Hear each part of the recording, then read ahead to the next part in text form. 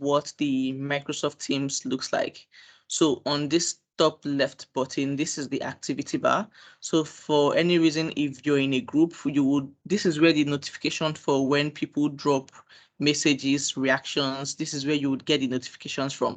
And on this chat button is where you would get your chat from your colleagues, your friends, depending on the people you have in your network. And for these teams, for an example, if you belong to a team, let's say the recruitment team, the sourcing team, the Nigerian team, this is where you could access your team from. And this is the calendar.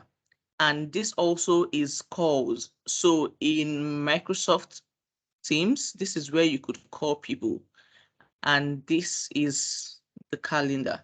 So I'm going to go ahead and show you how you could schedule a meeting using Microsoft Teams. So here we have new meeting. So go ahead and click on the new meeting.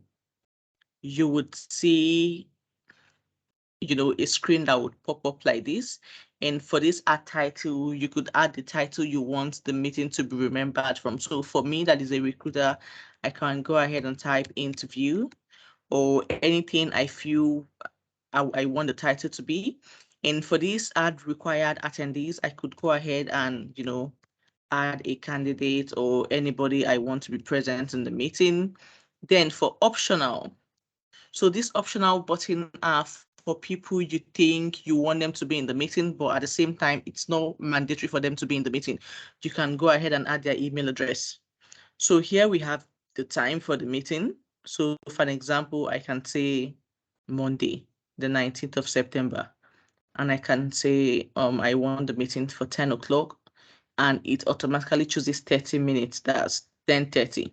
So for any reason, if you want the meeting to go beyond 30 minutes, you can come here and still choose 11:30.